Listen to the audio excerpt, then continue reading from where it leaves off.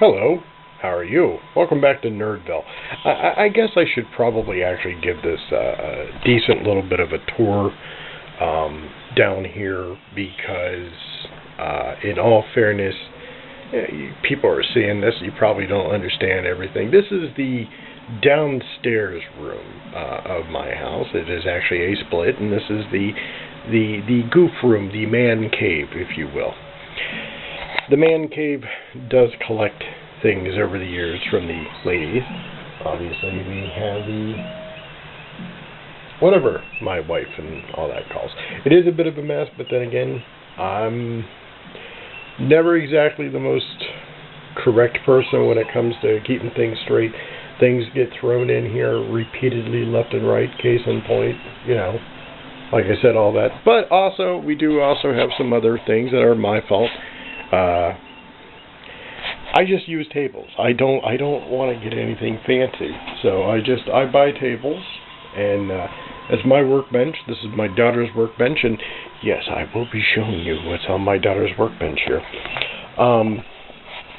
For the Halloween build, for anybody out there who actually follows TrekWorks channel, and I don't know if this light is actually that bad, so we'll try, but the TrekWorks channel is doing a Halloween build, and we do actually have a decent amount of kits. My little storage area filled with various kits. Few have been cracked open, and they're actually in beginning stages of building, and you get bored after putting a few pieces together. You're like, I'll come back to it. And my problem is that I start building and then I stop for a reason, whatever that reason is. Case in point, I do actually have well, if you can see it there, if we can zoom in, yes, that is both of the large enterprise model kits. Worked on, put away. Not completed. There's actually a Jolly Roger kit over there in the corner. And it's the hull has been built, however, the masting. Yeah. Anyways, I'm not the only one that does that. My daughter, who of course I got into this hobby, she has her builds that she's doing right now. She's doing the Bride of Frankenstein, which is from Mobius. However, though, it's right there. The Space 1999 model, it is completed. The Surak model for the Star Trek shuttle, it is not. It's actually built, and the base coat is on it. However, though, when I went to go use the decals, I put one in water, and it just shattered into a million pieces. So I'm looking for something. I'm tempted to actually try and paint an Aztec pattern on it. I don't know if my airbrush is actually that good, but I might actually try. But anyways, the piece you've been waiting on, the Halloween build. Yeah, I go off on these tangents. I'm bad. But the Halloween build for TrekWorks, my daughter and I decided to submit together. And it's actually kind of cool because we built two models. And I did the background work, and she did the figures. And it is this. It is the Ghost of Castlemare. See him in all his glory. And the Prisoner of Castlemare. Now, just to give you some heads up here, because everything is everything. As you can see right there, you actually see the little caging area. That was actually cut out. This is the piece right here. I do not know. Now the lines are... So I actually cut that out, and then we actually I built the caging. I got a light shining over it. I'm actually going to probably put some lights in this. I do have to make a minor correction down there at the bottom. Fill that in somehow. And then built just a rough piece for the back. It's got some glue, but I got a piece of tape on there to hold everything in. The spider web in one of the spiders if they will show up on camera. One of the spiders, there are two, one at the top, one below the webbing. The webbing was actually from the Nosferatu kit that Polar Lights had released. Of course, it was an old Aurora kit. I believe it was an Aurora kit, but Polar Lights had done, and I want to say maybe Monarch or Mobius, one of the two, repopped it again. There is an arm that is actually from that kit. This is all the glow-in-the-dark bits that were a part of that kit.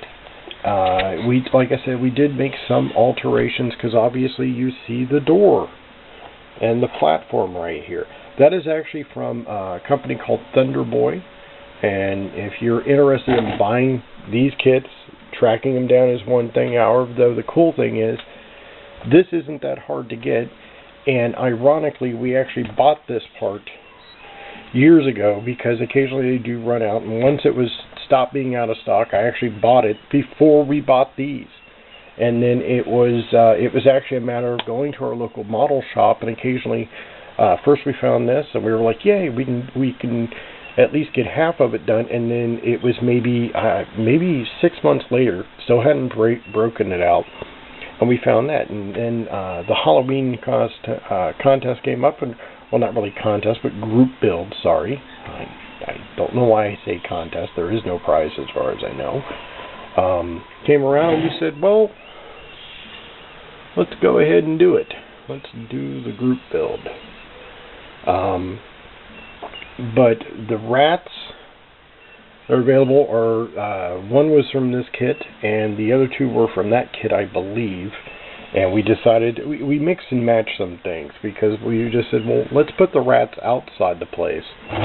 Well, we've got the snake, which does come with this kit, and then the scorpion, which actually comes with the ghost kit, we decided to put here.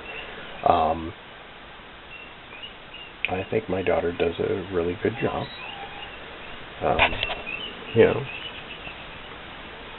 She's always been interested in classic horror, and to her, this was actually one of those kits. It was like not really a holy grail kit to do for her, as she really loved doing the kits. That kit, those kits, after she saw that you could do the Connect, it was like, yeah, I really want to do that. Of course, she does have her own eye. She did do the old Aurora of her two favorite monsters, but then she did these when they came out, and as you notice, the ones that were done by Mobius were done in black and white. She does have, ironically, she actually has two of the big Frankies. One is still sealed, and the other one is actually already built, and it was actually like the third or fourth model that she worked on. She didn't do it completely on her own. Like I said, she was really beginning, but she did do quite a lot of work on it, so I can't really take too much credit with that. But this one right here, we're going to submit the pictures once I work out all the exacts on how and where.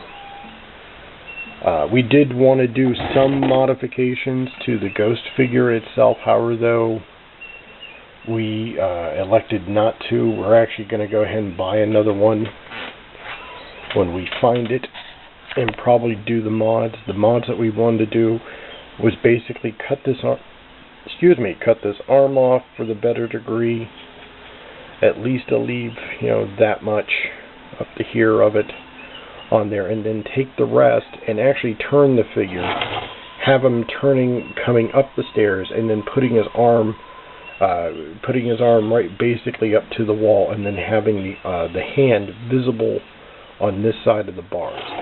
Maybe in the future we might actually do that. We don't know yet. I don't even know if I'm actually on screen.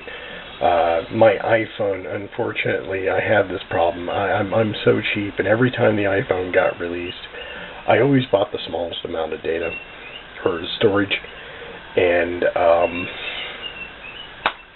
I got to stop being cheap because I fill it up And if I want to shoot a video, and I know I ramble, but if I want to shoot a video, good luck.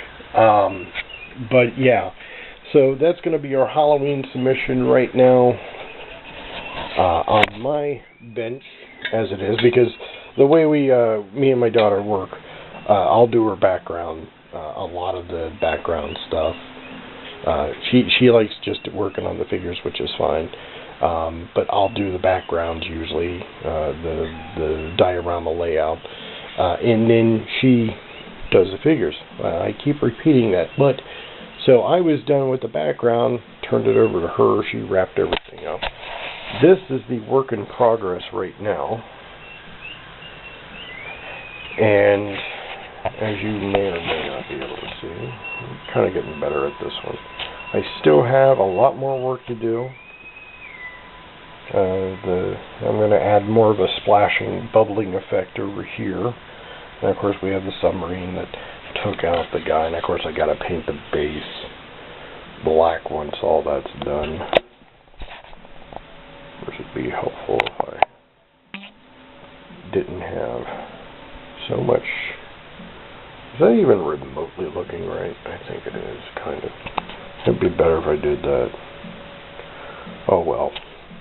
Anyways, that kit right there, this is actually it's a Japanese company. Am I zooming that out? Yeah, and you can see the laundry actually gets laid out here. Ironically, a lot of the work I do, even though I have a workbench, yeah, I'll just set everything up over here, and I'll just use that. This area. I would like to say one thing though. Now I will use these craft paints. I will use these craft paints. And the cool thing about the craft paints, excuse me, is that I believe I originally heard it from Boyd over at TrekWorks about using the craft paints, thinning them down with window washer fluid. And you add some Vallejo retard medium, or you can use another brand, but Vallejo, you add that to the washer fluid, and then use that, and you thin your paints down to at least 50%. Because, of course, anybody that does airbrushing, you know, the thinner the better on your paint, especially when you're doing model kits. So the paint layer actually is so thin, it's actually in scale with whatever you're doing usually. What happened was I had heard that, and I didn't try it yet. So then I sat there, and I actually did, I was at a model shop, and the guy was actually telling me, don't worry about buying airbrush cleaner, just use your window washing fluid. And I was like, well, I actually heard that to thin the paint down. And he was like, yeah, you can. And he actually pointed out the Vallejo retard medium, which I couldn't remember at the time. Everything had been brought up, and I was like, well, that's cool. So what I did was I got that, and now I won't lie. Instead of using just water, a lot of times I use this stuff just in general if I have to thin the paint down just to even brush it on. I think it works actually really, really good. And I want to thank Boyd over at TrekWorks for that tip. Also, because he actually thanked someone, I have to thank the fellow over at Classic Plastic, another YouTube channel, and I won't lie. Sitting here and watching everything is awesome, and it actually keeps me up. I still have plenty of backstock that I have to do eventually. These are kits that I have not basically gotten to, or like I said, they're in various stages. A Holy Grail kit from my daughter, ironically, is this. And we actually managed to pick that up. We doing some of these things, we had sat there and we decided, I know you get to look at Bandai while I pull my pants up because I want to fall down. We had sat there and we have floating around, and there we go. We have the Psycho house, and we have the Munsters, and we have the Adams house, and then I actually bought this, which is it's just an HO scale haunted house kit. And eventually we are planning, once we give up this right here, we eventually plan on putting a 4x8 railway layout right in here. Until then, this does become one of the catch-alls. To go with the infamous Boba Fett, and of course you see the wrecked Enterprise right there. Actually, it's not the Enterprise, that is the ship I named the Athena. But we have the Bandai Boba Fett, and my daughter is a big Bandai fan, hence all of the Bandai mechs, which they're amazing. I ended up picking this guy up as well, and he'll go up on the shelf with Mr. Boba Fett ship. I don't know if I've actually shown this off before, but that's the Bandai right there. That is the Bandai Biker Scout and bike, and this is the Bandai, or this is, sorry, the old MPC monogram Biker Scout, and of course my little diorama, which is suffering from bad lighting. I worked on it, I modded it a bit, if that's actually showing up. I had to cut his,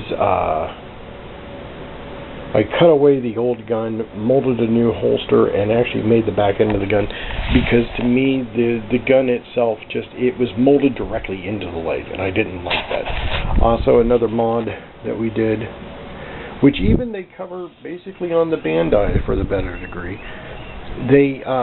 These flaps for the thrust, they originally just had them where, it's hard to do this, where they were just glued on there, and they had nothing to act as support for them. So what I did was got some cheap styrene, went ahead and did styrene sheets, and cut out little corners, and then basically got two poles, if you can see them, if they're not blurred. Got two poles, one bigger than the other one, so it acted like a hydraulic or pneumatic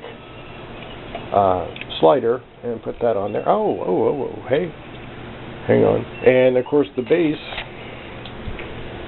is it's a custom diorama, a lot of Woodland Scenics products, but more importantly, we actually we just fly everything over.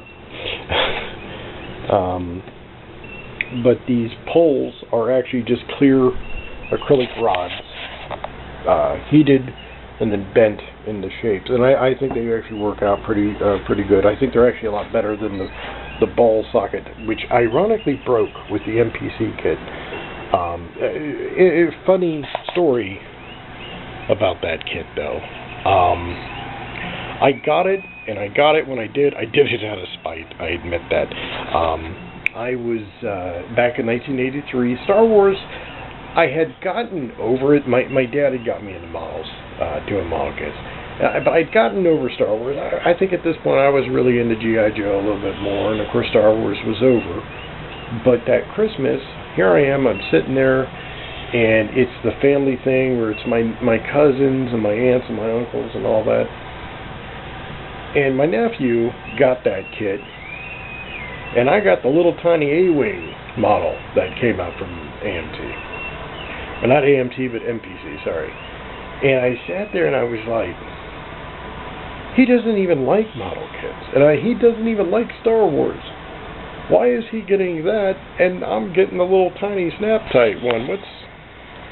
And to my cousin, if you're watching this, it's nothing personal. I just had a little bit of aggression. I was like, wait a minute, why is he, what? I'm the one. I'm the nerd. Hello. You like football. That's your thing. You don't like model kits. He came over to my house. He's like, what's all this? And I'm like, dude, they're model kits. And he's like, I don't care. And he didn't care for any science fiction, so I was just like, so I did. I eventually, as I got older, because I just completed that this year, and But, you know, it was like, yeah, I'm going to buy that kit, and I'm going to do that kit. That kit is mine. And after doing that kit, compared to doing the Bandai, I'm just sitting there the entire time like, that is the most ridiculous kit that I've ever seen in my entire life. Parts did not match up at all. I mean, seriously, I always wanted to write Monogram, but I was like, wouldn't matter. Why would they care about a kit they put out basically 23 years ago? So, yeah, it is what it is. Anyways, I have taken up too much of your time. If you don't mind me rambling, give a like down below. By the way, only because I am sure somebody is probably asking about that. There is another submarine in this kit right here. Because you get two of them, and then you actually get the ship sinking. And this is actually, it's an interesting company. It's the Hasegawa, if I'm butchering that. But it's a Japanese company. Once again, Japanese, dude, they're amazing on this stuff. And it's called the Waterline series. And they actually have a series of ships and submarines and all that stuff. I think a lot of that stuff's really cool. The main reason why I got it was I like the idea of the diorama with the kit. And one that I picked up not that long ago. And this is actually pewter. If this is showing up, that's actually pewter. And the other reason why I have it was because I always, whenever I go into my local shops, I like to go in to the clearance aisle. You know, I like to at least see what they have, which is really sad because speaking of Monogram, for I don't know if you know this, but Monogram, Boyd on TrekWorks showed it. It's a Monogram B-29 Super Fortress, I believe, and it actually has the right propeller, separate propellers, so they're historic in age and whatnot, and the markings for the Enola Gay and the boxcar, and I believe that was a B-29. I could be misstating this, but this very same plane, before all the additional stuff, you know, my one local shop, they have the new kit. $60, 60 some odd dollars actually. Over in the clearance, $10, you have the sealed original kit, and I'm like, I don't want to buy it. You know, especially after doing the MPC Biker Scout, because I'm just like, anyways, I was letting everybody go, and I'm sure you probably have already just clicked off and went, what the hell is this guy talking about? I'm a nerd, that's who I am, and I ramble. It is 4:25 in the morning. I gotta go to bed soon. So I bid you adieu. May everybody have a good day. And remember, for all of you in the hobby, hey, we're all in this hobby. We love this hobby. Be cool, guys.